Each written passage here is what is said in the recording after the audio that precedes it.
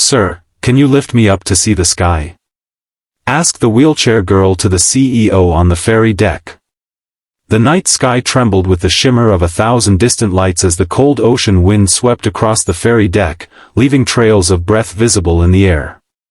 Christmas garlands glowed softly across the railings, reflecting on the calm waves below like scattered diamonds floating on dark velvet.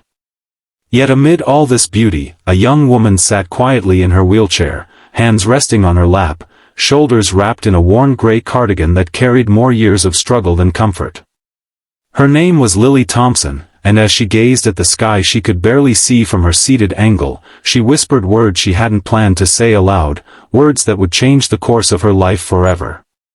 "Sir, can you lift me up to see the sky?" she said, her voice soft but trembling with something raw and aching. The man she spoke to froze, not because of the cold, but because of the unexpected plea. He was tall, sharply dressed in a black winter coat, carrying the poised confidence of a man used to being in control.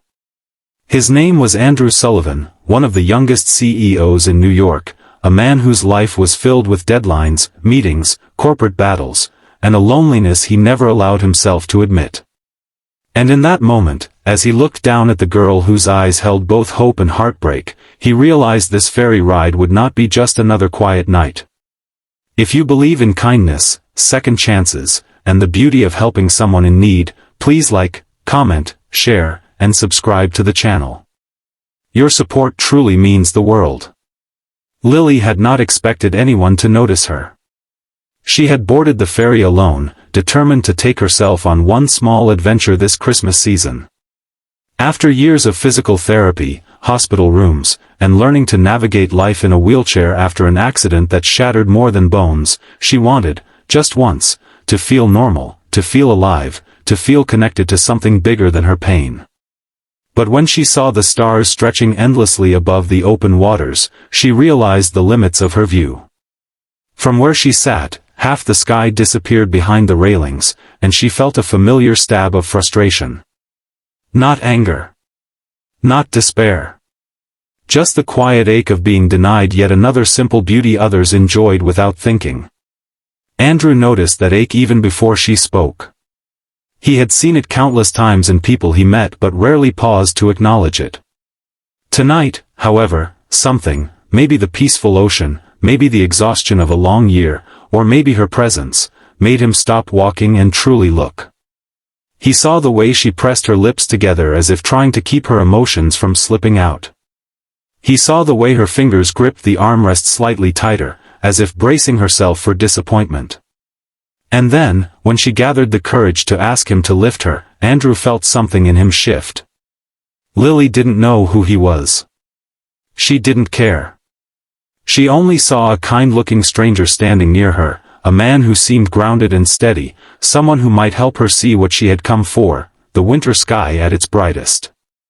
Andrew bent down and lifted her gently, carefully, supporting her back and shoulders as if she were made of something precious instead of fragile. For a moment, Lily forgot the cold, forgot the wheelchair waiting behind her, forgot the years she had spent wishing for her old life back. She felt weightless, elevated, held safely in strong arms. But what made her breath catch was not the feeling of being lifted, it was the sky. The Milky Way stretched across the heavens like a celestial river, glowing softly above the ocean. A shooting star streaked across the darkness, silent and fast, as if blessing her with the promise of something better. Her eyes filled with tears she didn't try to hide. Andrew felt her exhale, long and trembling, and though he didn't know her story, he understood that this moment meant something to her, something far greater than he could imagine. When he gently lowered her back into her chair, he expected her to thank him and move on. But she didn't.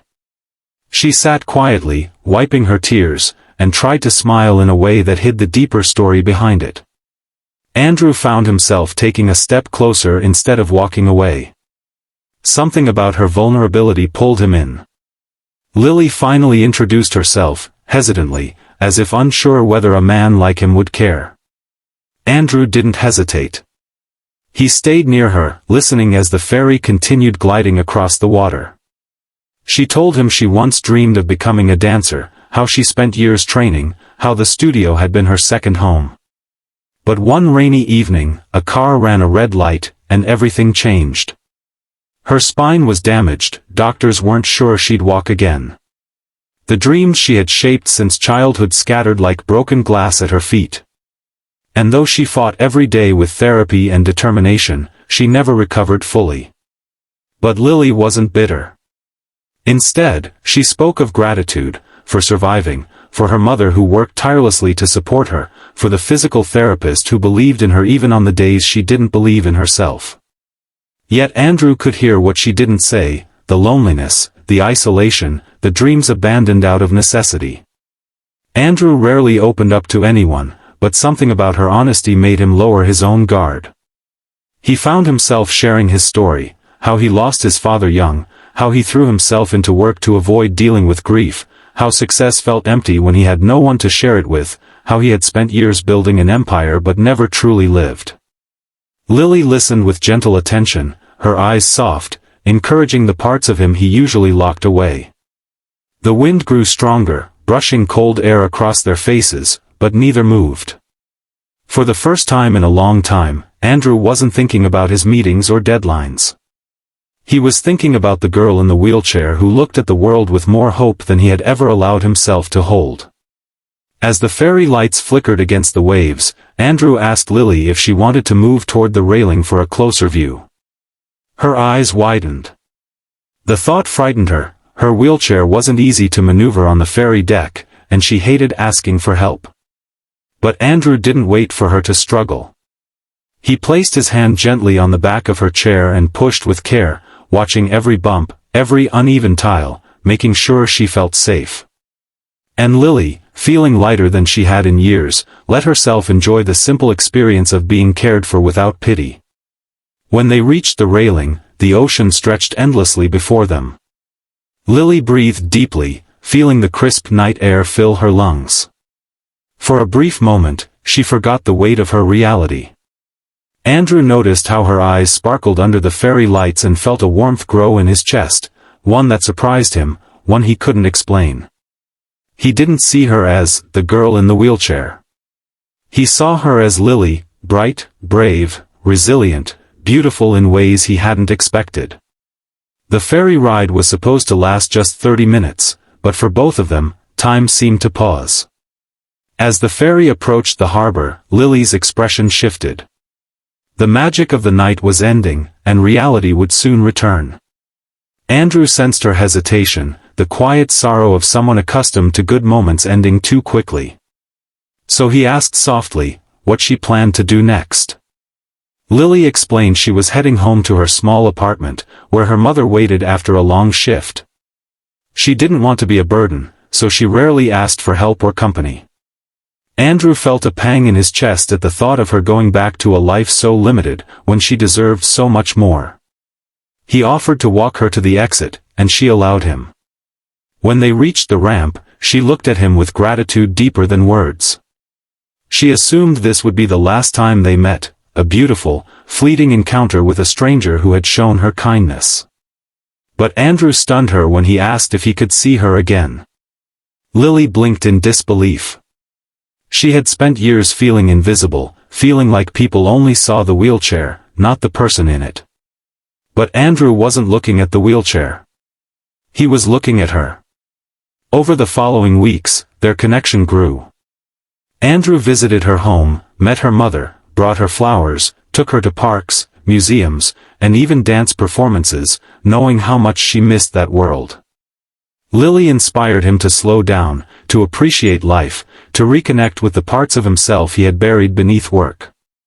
And Andrew inspired her to dream again, to believe she was more than her limitations, more than her fears, more than her wheelchair. He even arranged sessions with a renowned physical rehabilitation specialist, giving her access to opportunities she never imagined she'd have again. Lily pushed herself harder than ever, motivated by the hope blooming in her heart. Some days she made progress, other days she cried in frustration. But Andrew stayed beside her every step of the way. Each moment they shared deepened something unspoken between them, something tender, powerful, impossible to deny. Snow was falling in slow, shimmering flakes the night Jacob Whitmore's life changed forever. He had stepped out of his car, cold breath fogging the air, another exhausting day behind him, another empty evening ahead. The gates of his mansion had barely begun to close when he noticed a tiny figure standing in the snow, shivering, clutching a worn-out stuffed rabbit, her boots soaked through. She looked impossibly small against the towering iron fence and the sprawling estate behind him.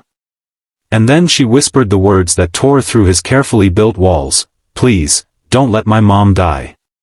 Backhand index pointing right. If you believe in kindness, miracles, and second chances, please like, comment, share, and subscribe. Your support helps us bring more heart-touching stories to the world. Jacob froze, not because of the cold, but because something inside him cracked wide open. He had built his entire life around strength, logic, and control. Yet those trembling words from a child's lips were enough to make the world tilt beneath him. He lowered himself slowly, meeting her crystal blue eyes that were filled with fear no child should ever carry. Her name, she told him in a voice barely above a breath, was Emily, and her mom had collapsed a few blocks away, inside a small rental home hidden behind towering pines. She didn't know what to do, only that she had seen Jacob's house last Christmas when lights glowed from every window. She thought, maybe someone kind lived there. In that moment, Jacob realized how desperately he wanted to be the kind of person Emily hoped he was. He scooped her into his arms, shielding her from the biting wind as she led him toward the narrow, snow-covered street at the end of the hill. Each crunch of snow beneath his boots felt heavier than the last, knowing time was slipping away. For years he had lived untouched by the world's emotional storms, focused on boardrooms, profit margins, strategies, and numbers that never hugged him back. He had forgotten what it meant to matter to someone. But now, as Emily clung to his coat and guided him with trembling hands, Jacob felt something warm stir inside him, an unfamiliar sense of purpose. When they reached the small house, the door was ajar, snow piling inside. Jacob rushed in, his heart hammering. On the cold wooden floor lay a woman in her early 30s, unconscious, her face pale, breaths shallow and uneven. Her name, Emily said, was Sarah. The room was dimly lit with a single lamp that flickered weakly, and the air carried the quiet desperation of a family hanging by a thread. There were medical bills scattered on the table, an unpaid heating notice taped near the door, and a pair of small mittens resting beside a half-finished drawing Emily must have made earlier. Jacob didn't hesitate. He wrapped Sarah in his coat and carried her out to his car. Emily climbed in beside her mother, holding her cold hand, tears streaming silently down her cheeks. Jacob drove faster than he ever had in his life, snow whipping across the windshield, the road barely visible. For once, he didn't care about consequences or danger. All he could think about was the fragile little girl who had trusted him with her whole world. When they reached the hospital, he called in every connection he had built over the years, world-class specialists, emergency teams, and private medical personnel. Money had always been a tool he used to build walls of luxury and distance. Tonight, for the first time, he used it to save a life. Hours passed. Emily fell asleep in the waiting room, curled up in his coat. Jacob sat beside her, feeling strangely protective, watching her small chest rise and fall with every peaceful breath. His thoughts drifted to the life he lived, an empty penthouse, silent dinners, a bed too large for a man with no one waiting for him. For years, loneliness had been a quiet companion he refused to acknowledge. But looking at Emily, he realized he had never felt the weight of his own emptiness as sharply as he did now.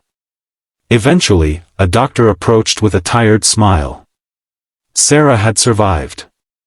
It would take time for her to recover. Exhaustion, dehydration, and untreated pneumonia had nearly taken her life, but she was stable. Emily woke up just in time to hear the news and threw her tiny arms around Jacob, sobbing into his chest.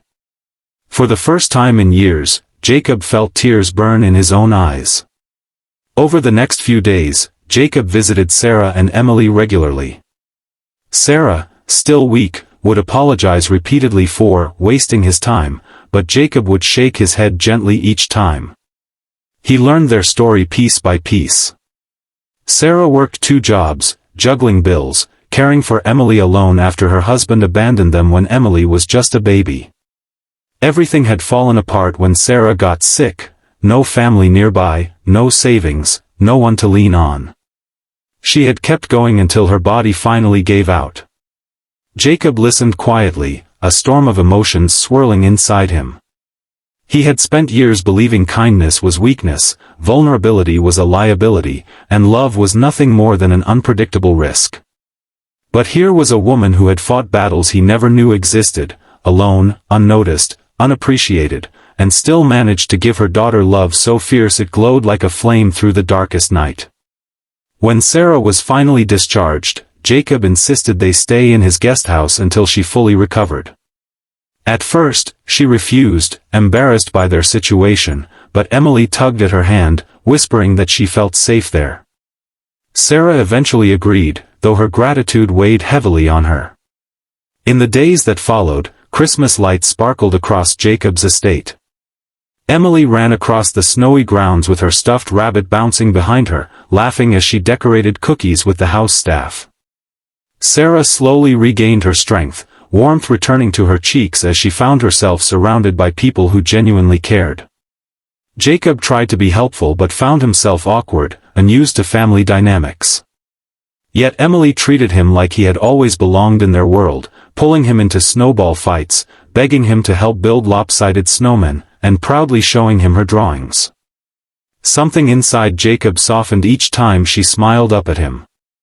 One quiet evening, Sarah found Jacob standing alone near the giant Christmas tree in the main hall. Golden lights flickered across his face, revealing a rare vulnerability.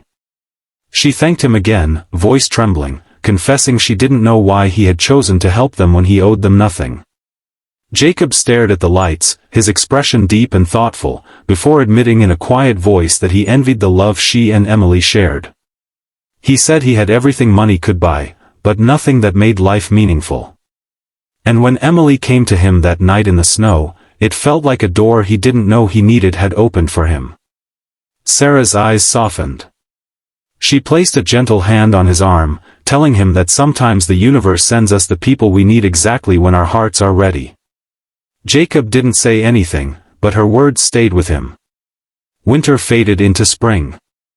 Emily's laughter filled the estate, her drawings taped to Jacob's office walls.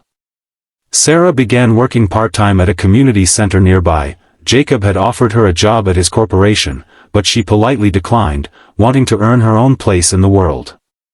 They settled into a natural rhythm, one that felt strange at first but slowly transformed into something warm, steady, and real. Jacob found himself coming home earlier, eager to join Emily for dinner or help her with her coloring books. On weekends, they visited parks, libraries, and small cafes Sarah loved. People began to talk, whispers about the lonely CEO who suddenly smiled more and worked less. For the first time, Jacob didn't care. He felt alive in a way he never had. But life rarely moves forward without testing what we cherish. One morning, Sarah received a letter from Emily's biological father, who had heard about Sarah's hospitalization and was suddenly demanding visitation rights. The letter threatened legal battles, disruption, and fear. Sarah's hands trembled as she held the paper, old memories reopening wounds she had fought hard to overcome. Emily clung to Jacob's leg, confused and frightened.